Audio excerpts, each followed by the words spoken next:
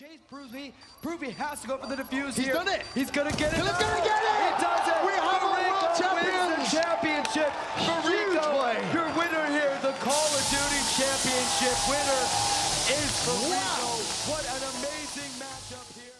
What is up, everybody? Welcome to episode 5 of COD Talks. I am your host, Furs95, and today we're going to break down and give you guys my thoughts, my general takes, predictions, all that good stuff with regards to CWL Atlanta, which is this weekend. As most of you guys know, tournament kicks off on Friday, lasts till Sunday, and I am very excited. I'm very excited. We haven't had a LAN tournament in a little while now. I think, well, when was NOLA? Back in early February, I think. It was at least a month ago, so it's been a little while, but, without further ado, let's get into it. So the first thing I wanted to mention is I want to give my props to MLG and CWL. Last episode, I was pretty critical of them and their sort of slow response to ban things that are part of gentlemen's agreements. We went over that last episode. And literally, I think right as I was publishing the most previous episode, Mud Dog came out on Reddit and announced that Duelist would be banned for CWL Atlanta, which is a good thing, obviously. Props to them. There was just no reason for it not to be banned. Going into this tournament, it probably should have been banned earlier, but, props to them for getting on it. I think that it's obviously a step in the right direction. I'm a little curious about why the Garand wasn't a part of that too. I think that gun is pretty clearly needs to be banned as well, but be that as it may, it's a good step in the right direction, and I hope that we can continue to take steps to get rid of gentlemen's agreements, because as I've talked about before, I think they hurt the scene, and I think that we have it within our power to correct the situation. So with that said, thank you to MLG and CWL for that. And I also wanted to make note that in case you guys didn't see, MLG Adam, who's I believe he's the sort of the head tournament organizer over at MLG. Most of you guys are probably familiar with him. He announced that MLG is going back to the single stage setup at tournaments. If you guys have seen some of the recent LANs, they've done sort of the double stage setup where you have both Alpha Stream and Bravo Stream all on the main stage, which I wasn't a fan of. I think most people weren't a fan of. It was kind of confusing for viewers. It was like, okay, who's playing where and all that. And Adam did come out and say that we're going back to a single main stage, which is a good thing. I'm very happy about that. I think that's it's good for both the players and the viewers. I think both parties were much more, a single stage appeals to both parties much more as opposed to a double stage. So, good for MLG, good for CWL on getting these things right heading into Atlanta. I'm really excited to see how the production is. Production is an area that I want to get into as far as my career goes. So it'll be very interesting and insightful for me to see it this weekend. And I'm very excited. But without further ado, let's get into my predictions for the pools. So, in case you guys didn't see, MLG released the pools for CWL Atlanta, and to kick things off, in Pool A, we have Rise Nation, Splice, Echo Fox, Epsilon, and an open bracket team. Pool B, we have Luminosity, Team Caliber, Evil Geniuses, Team Vitality, and an open bracket team. Pool C, we have Optic Gaming, FaZe Clan, Air Eternity, E United, and another open bracket team. And Pool D, we have Team Envious, Red Reserve, Unilad, Mind Freak, and an open bracket team. So, initial thoughts are just, all these pools are stacked, man. The competition is just, it's amazing. It's something we talk about, all the time. It's just consistently getting better. And these pools they're just loaded, man. I would say if I had to choose a pool of death, I'd probably say Pool C, just considering the fact that E United is the fourth seed in this pool. They're a team that I know has been in pretty terrible form recently, but they're also a team that has proven they can compete with the best. I mean, this roster really hasn't found its step in World War II, but back in IW, I mean, they were right up there. They were T3 at one point. So they're a team that this roster has had success in the past. And if they come to play, I know I didn't get to catch a whole lot of that Canadian World Gaming Championship that went on this past weekend. But I know E United, I think they choked the finals or something along those lines. I haven't been able to go back and watch some of the VODs from that tournament, but E United has had a good amount of time to practice and hopefully correct their mistakes since their last competition in the Pro League. So, they're a team that, like I said, I know they've been in terrible form, but they absolutely could come out and surprise some people if they are able to improve upon and learn from their mistakes in recent competition. So I'd have to say Pool C is the pool of death. I mean, FaZe Clan at number 2, that's an interesting team. I think that I'm very interested to see how they match up against Optic. I don't believe I think they might have matched up once at NOLA or at Dallas. I think they've only matched up like once. We haven't seen a whole lot of FaZe versus Optic in World War II with FaZe's new roster. So I'm really, really interested to see how they match up.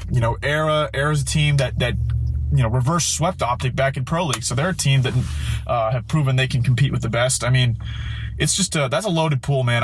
It's definitely the pool of death in my mind as far as these pools go. But I mean, we go back to Pool A and I think Echo Fox is probably going to be, in my opinion, they might be my surprise team. I'm going to get into my top 8 predictions later on, but, Echo Fox is a team that they sit at number 3, but they absolutely could take out Rise or Splice for that 1 and 2 spot. So, we'll see what happens. I guess another thing to note here is that Pool A, actually, I don't think I mentioned this, but Epsilon was supposed to be the 4th seed in this pool, but due to, I don't know if it's come out as to what actually happened with them. I think Nathan was having doubts about going, and Dave had stuff going on with him. So, long story short, Epsilon is not going to be competing in at CWL Atlanta, and Lightning Pandas has replaced them. So just that's a probably important note to make. So the pool will actually be Rise Nation, Splice, Echo Fox, and Lightning Pandas, along with an open bracket team. So, I don't think that changes this pool that much. I would probably say Lightning Pandas is a stronger team than Epsilon, even though Epsilon has been a part of the Pro League. I would say Lightning Pandas is a team that definitely has a shot at surprising some people and upsetting some of those top teams in Pool A. But, I think Rise is pretty clearly the best team in this pool. I think, especially with their recent form, we know Splice is a team that, of course, if they bring it, they can absolutely take down Rise, but they've been inconsistent recently. And I touched on Echo Fox a little bit earlier. I think Echo Fox is another team that they have the pieces, but they just seem inconsistent even within a series. I mean, some maps they'll come out and just smoke you on hard point, and then they'll just look completely lost. It's just they're an up and down team. So we'll see what we get from them. And then Pool B, Pool B is an interesting one. I think LG, TK, EG. That's an interesting trio right there. I'm hoping, I would like to see EG actually compete with the top tier teams. I think that I've talked about EG before, and I really want to see them succeed because they're a group of grizzled veterans, and it'd be really cool to see them get back to their former glory. But it's going to be tough. LG maybe the most favored team coming into this tournament. They've looked phenomenal in the Pro League, and then TK. Their recent form has been pretty shaky, but I still think they're a team to beat because of the fact that they've won our first 2 lands here in World War II. So you can never count out TK. And then Pool D, Team Envy, Red, Unilad, Mind Freak. I think that Team Envy and Red are the pretty clear 1 and 2 seed in this pool. I would fully expect both of them to come out in that order. Unilad might be able to make some noise, but I just don't see them being able to compete specifically in Respawn enough to take down any of those teams. But with that said, I'm just going to go through my personal just predictions for each of these pools. Pool A, I definitely think Rise is going to finish first, and Echo Fox I think is going to finish number 2. I think they're going to come out and play a little bit more consistent because they've had a little bit more time together with Aqua, and I think they're going to come out and surprise some people and finish at number 2. I think Splice is going to finish at number 3, and I think Lightning Panels will finish at 4, and then the open bracket team, whoever it is, I think the open bracket team will finish at 5, regardless of who it is. But we'll see. We'll see if it if it's a team like Cole, maybe they could come in and make some noise, but Cole has just looked so shaky online. I mean, I know it's been online. Primarily from what they've been able to play with their roster, but maybe they could come in and make some noise, but I just don't know. I'm not too confident in any of the open bracket teams to really finish above a lot of these teams. I think Lightning Pandas is a team that has just had more time together, so I think that they're going to come in and they're not going to allow the open bracket team to beat them out, but we'll see. That's just my personal prediction. And then Pool B, I definitely have LG finishing 1 in this group. I think them and Rise, I think, are the clear-cut favorites going in this tournament. They're kind of a 1A, 1B type situation, I think, as I mentioned in my last episode. I think they've looked super strong in the Pro League. They're a complete team. They're a team that has a really good blend of veteran leadership. And I wouldn't even say that any of them are young guns. I mean, all 4 of them have been around the scene for quite a while. I mean, John and JCap are just veterans. I mean, they've been competing forever. And then you combine that with guys like Slacked and Octane, who I would still consider them veterans. I mean, both of them have been competing for a while now, and they've had a lot of success in the past. They've won multiple events. They know how to win. And they're just I really like the blend and the chemistry that they developed on that team. So I definitely have them finishing at 1. And then number two, I'm gonna say EG. I think Evil Geniuses is gonna come out and surprise some people too. I think they're gonna take down TK for that number 2 spot. I just don't like the way TK's recent form has been. I think that, obviously they have the ability to turn it around, but, going into a tournament, I think this is probably the least confident TK has been going into a tournament just because of their recent form. So I think that might affect them a little bit, and I think EJ is going to jump them. And then I have TK at 3, and then Vitality. I think this is the pool that I think the open bracket team could come in and take that 4-3 spot. I think Vitality is a pretty weak team. We've seen them in the Pro League. They just haven't been able to put it together. I think this is a pool that a team like Cole could absolutely come in and sneak up and get that 4th spot. So I think the open bracket team in this pool is going to finish 4th, and then Vitality is going to finish at 5th. And then moving on, Pool C, this is a tough one. like I touched on earlier. This is a group of freaking death if I've ever seen one. But I know I'm a little biased, but I do think Optic is going to come out victorious and finish 1 in this pool. Although I think that it's going to be tough. I think they very well could drop a series to FaZe or E United or Era. I mean, they've already dropped a series to Era. So, but I do think Optic is going to finish it at number 1 in this pool. Number 2, man. I'm going to give it to FaZe. I think it's going to be hard fought, but I think FaZe has shown that they're a top team. They're definitely a top 8 team, and they've had ample time to gel together as a team, as a roster. I really like the way Zuma and Attach are playing. I think they're a deadly sub machine gun combo, and I guess another thing to mention is the meta change that we're going into this tournament. At CWL Atlanta, we have the improved ADS time.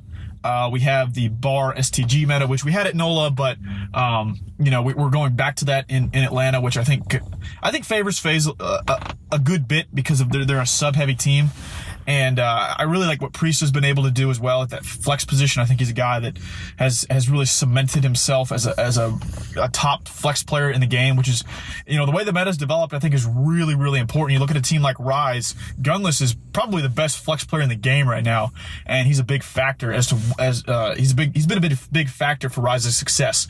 Having a strong flex player is really, really important in being successful in World War II with the way the current meta is. But moving on, number 3, I'm going to give it to E United. I think E United is going to put it together a little bit. They're going to start to slowly improve. I think they're going to jump Era. I think Era's, I like what Era's shown us, but they're still young. and I think they've been a little too inconsistent in Respawn in particular. And I think United's going to jump them. That might be a little bold, but the way United's been playing recently, but I think they're going to put it together just enough to finish at number 3 in this pool. And then Arrow, I'm going to have them finishing 4th, and the open bracket team, whoever it may be, I think they're going to finish 5th. So moving on, Pool D. This is a pool that I think the number 1 and 2 teams are pretty clear cut. I think Team Envy and Red Reserve are absolutely going to finish 1 and 2 respectively. I think both teams have looked pretty strong. Envy in particular has looked very strong in their most recent Pro League matches. I think that Envy's a team I think that's going to make some noise. I think they're going to make some noise at this tournament. I think they're finally starting to put it together. They're starting to gel. You know, I think Temp and Hugh have really started to find their strides as those SMG players. And then you obviously have Slasher, who's been just an absolute animal in this game, and even dating back to IW and Black Ops 3, he's just been a top AR player, and I expect him to continue to bring it. He brings it. It feels like every match. I mean, the dude's just been an animal. And then Classic, I think, is starting to find his stride a little bit at that flex position. I think Classic is a guy that, you know, he does bring some veteran leadership to this roster as well, and I think that he's going to start putting it together too, because they seem to have pretty defined roles now on Envy. I think that's a positive for them, and I think it's a reason why they're finding a lot of success recently. So. And then moving on to Red Reserve, you know, we've talked about Red Reserve a lot recently. You know, they're a team that I think is the best team in Europe as of right now. I think they're a team that has absolutely shown the ability to compete with the top NA teams. There's no doubt. They've taken down Optic twice. They've taken down TK. They're a team that is kind of relying on Joe. It really feels like if Joe has a good match at that SMG position, that they really seem to significantly play better when Joe is playing better. It's kind of similar with Optic and Scump. But, you know, I think that they're a team. They've gotten a lot of good practice in Pro League, and I think that they're definitely going to come out and have a pretty strong showing. And I had them finishing at number 2 in their pool. And then moving down the list, you know, Unilad's, you know, they're a team that has shown signs. They've shown signs of competitiveness against the top teams, but I just don't see them. I don't see them being able to go toe to toe throughout an entire series against a team like Envy or Red. So I have them finishing at number 3. Mind Freak, number 4. This is another pool I think that the open bracket team has a very real chance of jumping and finishing maybe 3rd or 4th in this pool. I think this is another bracket or another pool that I think whoever the open bracket team is going to jump Mind Freak. Mind Freak, you know, they have shown signs as well of competitiveness, but they're just not consistent enough. They don't bring it map in and then map out. And I think the open bracket team, whoever it may be, is going to jump Mind Freak. So I think Mind Freak finishes 5 and the open bracket team finishes number 4. But with that said, guys, let's move on to my top 8 predictions. So this is obviously after the pools have been played, and you know, this is just my predictions for who's going to finish where after the tournament ends. So to start off, at number 8, I have Echo Fox. Echo Fox is kind of my surprise team for the tournament.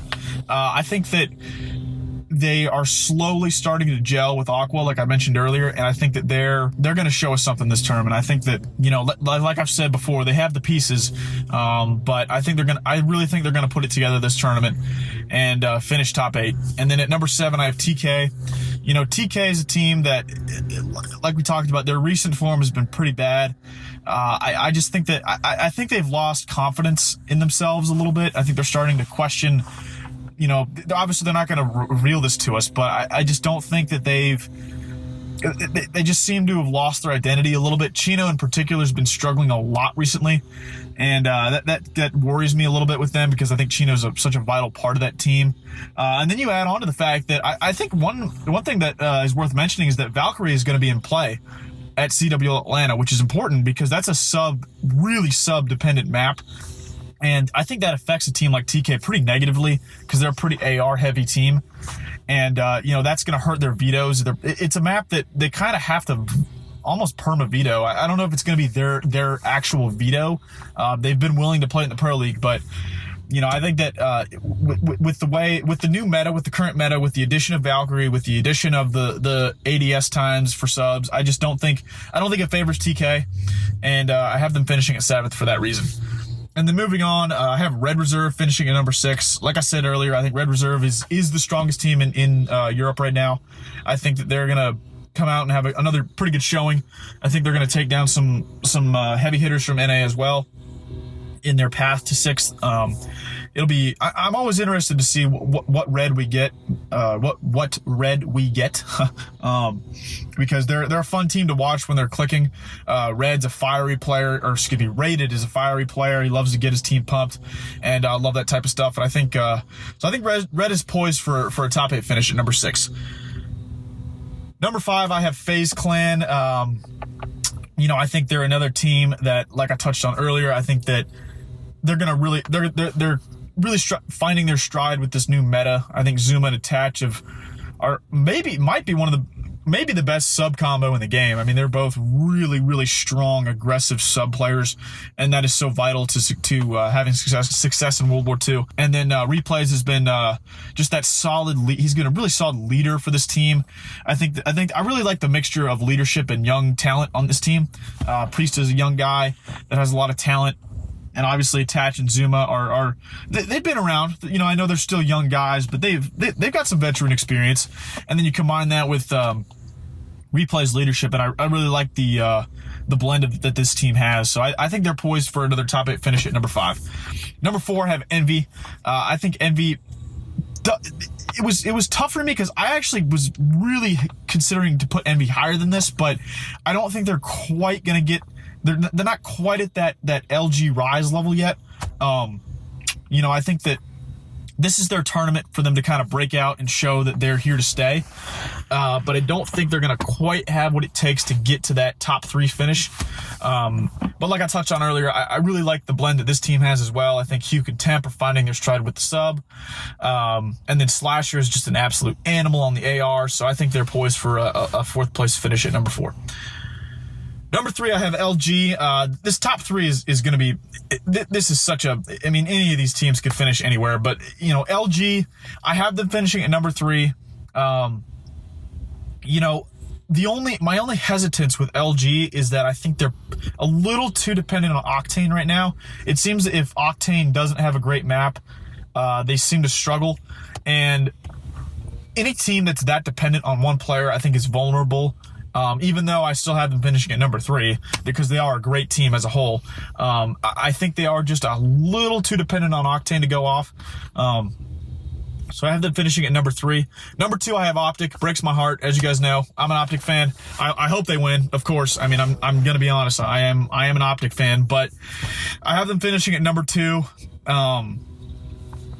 They've been up and down. It's been an up and down ride so far in World War II. I'm really excited to see them play. What I'm most curious about Optic is that what kind of scump are we going to get? What kind of Sethi are we going to get? Is he going to come out and prove why he's the best submachine gun player of all time, or is he going to come out and continue to be, as far as his standards go, pretty average up to this point in World War II? He hasn't really found his stride yet, but like I touched on earlier, I think the current meta favors his playstyle. I think that he's a guy that really relies on his reaction time and his snap ability, and I think that the ADS time that should favor him theoretically. So I think that Optics spot, and another thing that I'm a little hesitant with about Optic also is that Krim does not seem to be quite the same player without the FG. I know he would hate for me to say that about him. I'm sure he's still a phenomenal player, but you gotta understand, I mean, with the FG, he was arguably the best AR in the game, and I just don't think he's quite been at that same level since the FG has been out of the meta.